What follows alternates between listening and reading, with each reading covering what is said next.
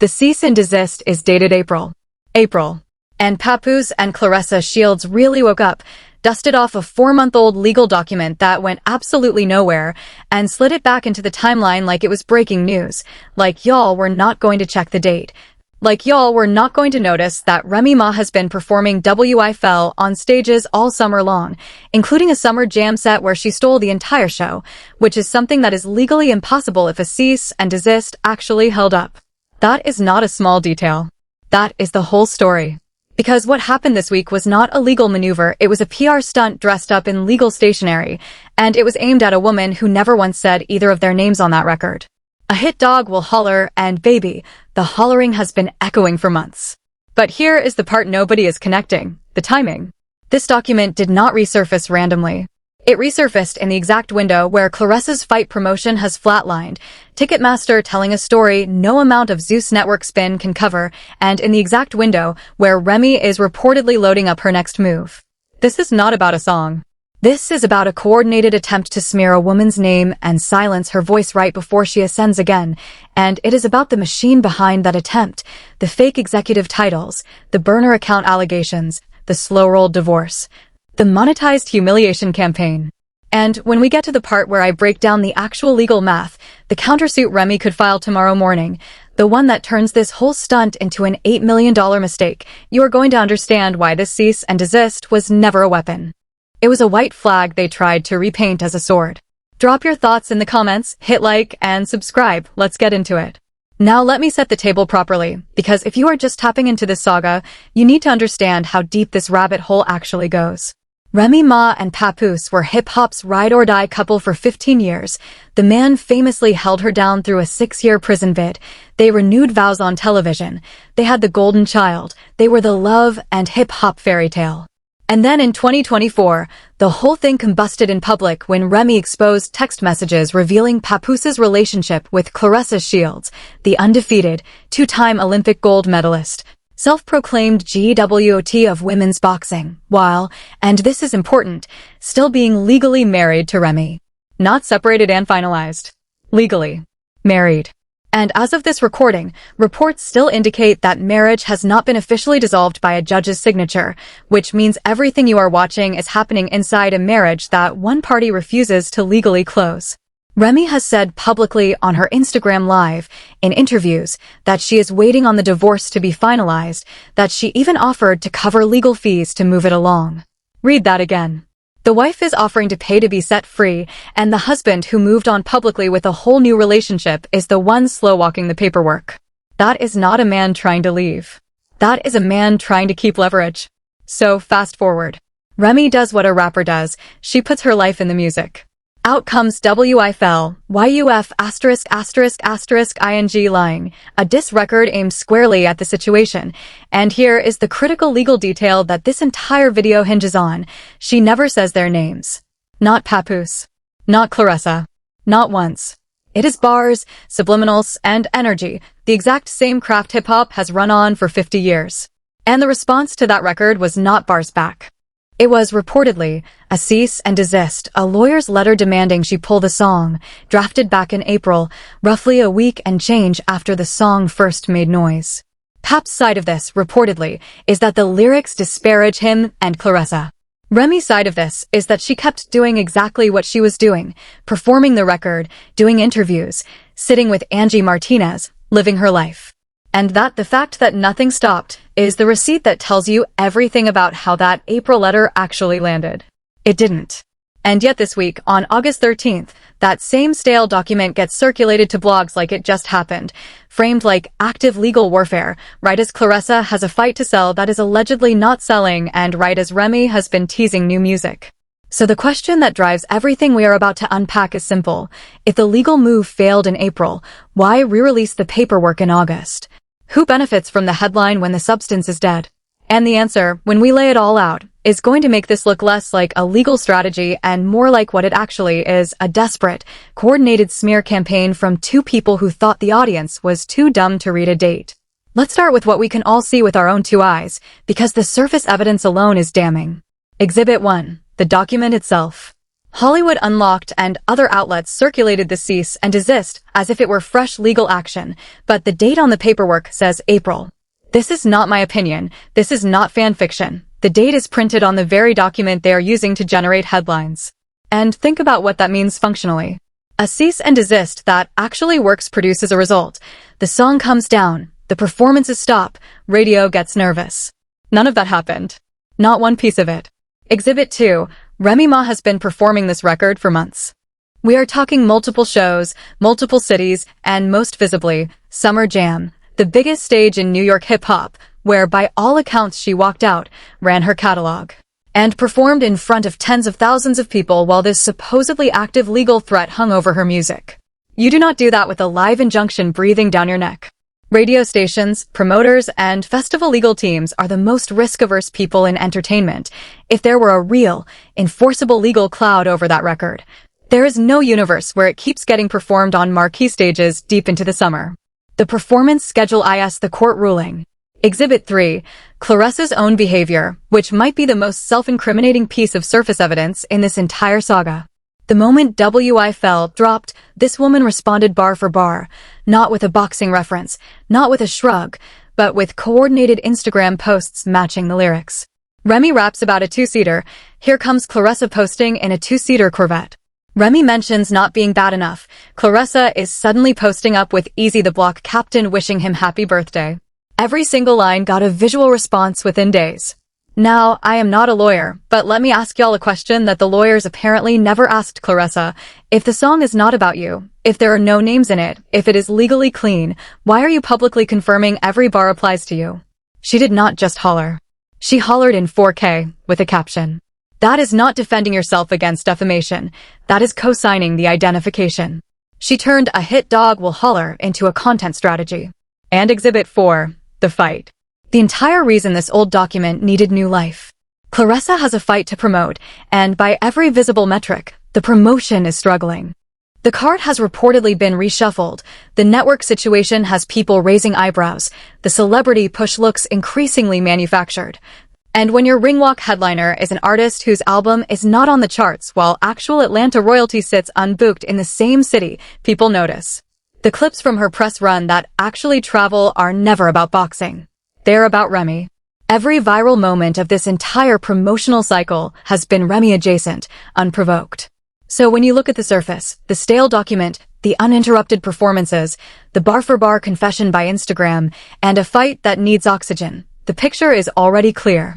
But the surface is not even the worst part. And oh, do I have more for you?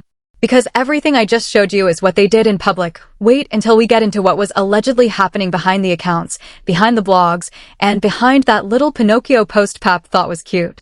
The stans are really not going to like this next section, and honestly, I need every single person who has been defending the situation in the comments to stay seated, because the cultural layer of the story is where messy turns into disturbing.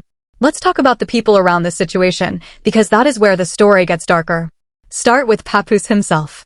After Remy sat down with Angie Martinez and spoke her truth, including the claim that Pap was trying to take half her money, what was the rebuttal from the self-proclaimed lyrical miracle? Not a record. Not a statement of facts. A Pinocchio meme. The man who built an entire career on being the thinking man's rapper responded to his estranged wife's on-the-record interview with a cartoon nose joke on Instagram. And I need you to sit with the irony. The person calling Remy a liar is the same person who, by Remy's account and by the public record of events, was in a whole relationship while married, got exposed by his own text messages, and is now co-signing legal theater over a song with no names in it. If we are keeping score on honesty, the scoreboard is not close. Then there is the stepchildren comment.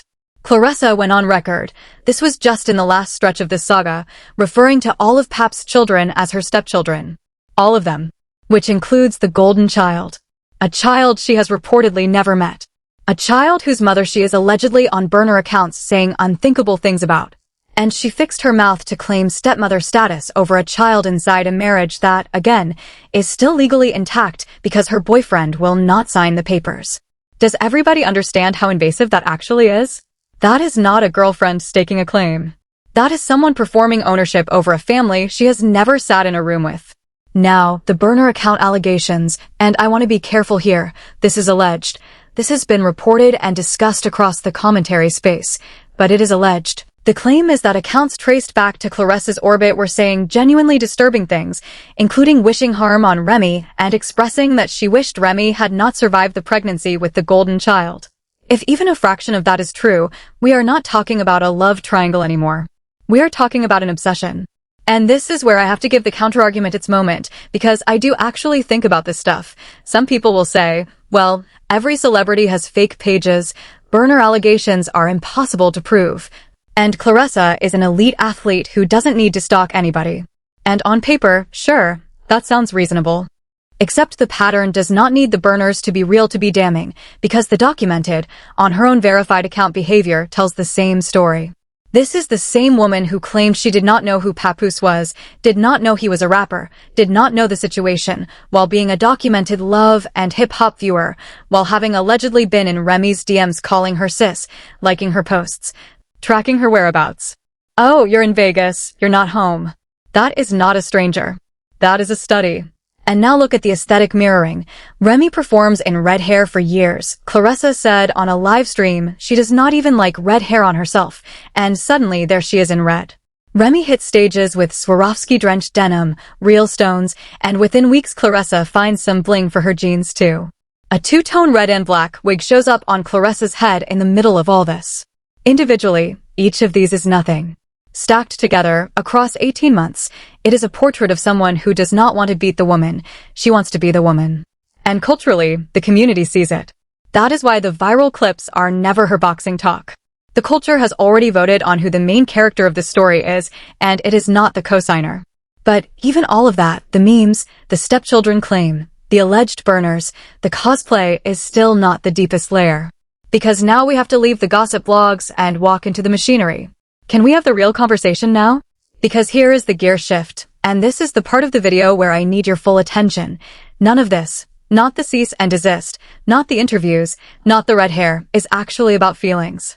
It is about infrastructure. Follow the titles. Papoose'S has been presented to the public for 2 years as an executive, a position at Win Records, an affiliation with Solita Promotions, the businessman glow-up narrative, the 12 albums in 1 year productivity theater. But interrogate it for 1 second. What does Papoose'S actually do at these entities? Where's the office? Where's the roster he has signed? Where's the deal he has structured? You only ever see him in one context: lights, cameras, Claressa's events, front-facing promotion. He is not operating as an executive. He is operating as a liaison between his girlfriend's brand and the hip-hop media ecosystem he spent 20 years inside.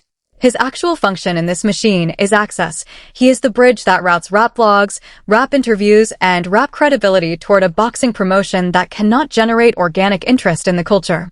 That is layer 1 of the system, the phantom executive, whose job title exists to make the whole operation look like a power couple instead of what it is, a boxer and her hype man. No disrespect. Layer 2 is the media weaponization, and this is where the August 13th document stops looking dumb and starts looking deliberate. Think about how this actually works mechanically. You do not release a cease and desist to the public. A cease and desist is a letter to an opposing party. For it to end up on Hollywood Unlocked framed as current events, someone had to package it and place it. That is a PR operation. The calculation was precise. The overwhelming majority of people will see the words cease and desist, the words Remy Ma, and the word served, and their brain will fill in "this just happened. Remy is in legal trouble. Remy is silenced." The date being April is a detail that the architects of this stunt were betting you would never look at. They were not confused about the date. They were counting on your confusion about the date. It is the oldest trick in crisis PR: launder a dead event through a friendly outlet as a live one, and let the aggregation ecosystem do the rest. And notice which ecosystem carried it and how it framed it. This is not journalism failing. This is placement succeeding. Which brings me to layer 3, the deepest one, the divorce as a control mechanism. Everything in this machine runs on one mechanical fact: Papoose'S will not finalize the divorce. Remy has said it herself, publicly. She is waiting. She even offered to pay the legal fees to get it done. Now ask yourself why a man who has fully, publicly moved on, new relationship, red carpets, stepchildren announcements, would keep a marriage legally open for years.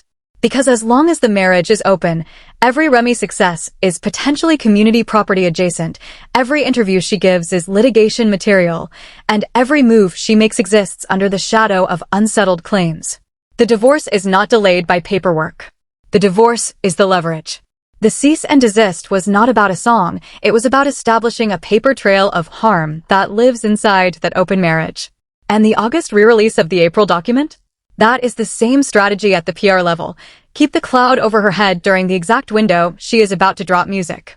This is a three-layer system: phantom legitimacy, manufactured headlines, and legal leverage, all pointed at one woman who, and this is the part that breaks the machine, never said a single name on the record.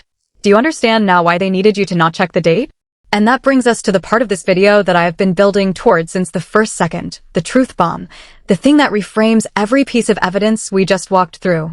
The plan to smear and silence Remy Ma did not just fail. It failed in a way that exposed the entire architecture behind it, and the August 13th document drop is actually the confession. Here is the logic, laid out slow so nobody can pretend not to follow it. A cease and desist is a threat with two possible outcomes: compliance or escalation. Remy did not comply. She kept performing, kept streaming, kept the record alive for months. So where was the escalation? If you have a winning legal claim, real defamation, real damages, real standing, you do not sit on your April letter until August and then leak the letter itself to blogs. You file. You move. You litigate. The fact that the follow-through never came, and the fact that what we got instead was a 4-month-old document repackaged as a fresh threat, tells you with near certainty what the lawyers told them back in the spring: you do not have a case. Because how could they? The song names no one. Defamation requires a false statement of fact about an identifiable person, and the only thing that ever identified Papoose'S and Claressa Shields as the subjects of that song was Papoose'S and Claressa Shields. Every Instagram post matching a bar, every interview response, every cease and desist, those are admissions. They built the entire identification themselves, in public, with captions. You cannot defamation sue a woman over a song, and then prove it's about you by reacting to every lyric like it was subpoenaed. So the legal strategy died in April. And when it died, they had a choice: accept it, or convert the dead legal threat into a live media weapon. They chose the weapon. And here is why that choice is the actual scandal. The target was never the song. The target was Remy's momentum. The allegations about burner accounts wishing her Una lived, the stepchildren claims over a child she's never met, the slow-roll divorce, the Pinocchio posts, the timed document leak during Fight Week promotion, viewed separately, each one is gossip. Viewed as one system, it is a coordinated pressure campaign against a woman who is still legally somebody's wife, trying to cost her opportunities, poison her name ahead of her next release, and keep her legally tethered to a man performing happiness with someone else. And the most sinister part is the expectation underneath it all, the bet that the audience is stupid. That y'all would see cease and desist and not the date. That y'all would see legal action and not ask where the lawsuit is. That y'all would see the headline and do their promotional work for free. They did not underestimate Remy. She beat the letter in April just by ignoring it. They underestimated you, and that is why this collapsed in 24 hours, because the timeline checked the date immediately. The smoking gun they wanted was never in the document. The smoking gun is that they had to reuse it. And now here is where the story turns, because the beautiful thing about a failed smear campaign is what it reveals about the person it targeted. While all of this was happening, the letters, the leaks, the wig cosplay, the memes, what was Remy Ma doing? Performing. Headlining. Stealing Summer Jam in front of the city that raised her. Sitting with Angie Martinez, composed, telling her truth with dates and receipts. Teasing a new album. Talking about Grammy intentions, talking about her accolades season, because she understands something her opponents do not. The music is the moat. Think about the contrast in discipline. One side of the story responds to everything. Every bar gets a post. Every interview gets a meme. Every headline gets a stunt. The other side went quiet, got on stages, and let a 4-month-old legal document expire into irrelevance without saying a word about it. That is not passivity.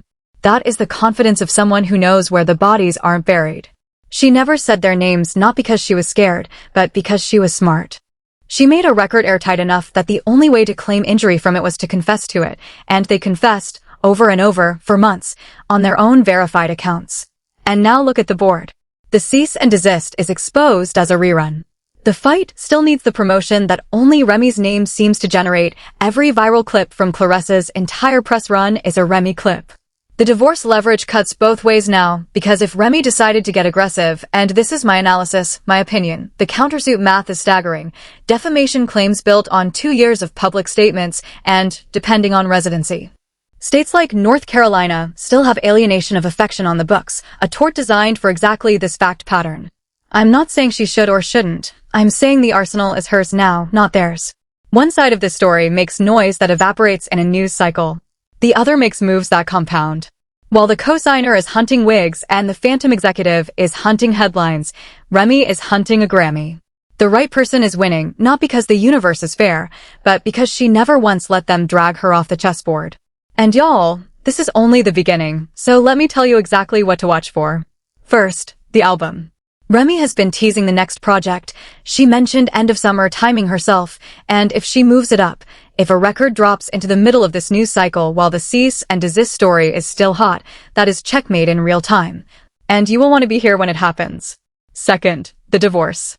The moment that decree actually gets signed, or the moment Remy gets tired of waiting and goes on offense legally, this entire story enters a new phase, because every stunt they pulled lives inside that open marriage, and open marriages in court mean open books.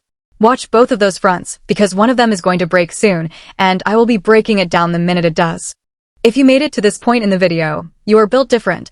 This is the kind of story where the details are the whole truth, and you just got all of them. Drop your thoughts in the comments. Do you think the August document drop was coordinated, or am I connecting dots that aren't there? I read everything. And if this is your first video here, subscribe and hit the bell, because next up, I'm breaking down the Phantom Executive era, where the Win Records title actually came from, who really funds the promotion machine, and the one name that keeps showing up in both the boxing money trail and the divorce timeline that nobody has said out loud yet. Trust me, you do not want to find out about that one secondhand. I'll see y'all there.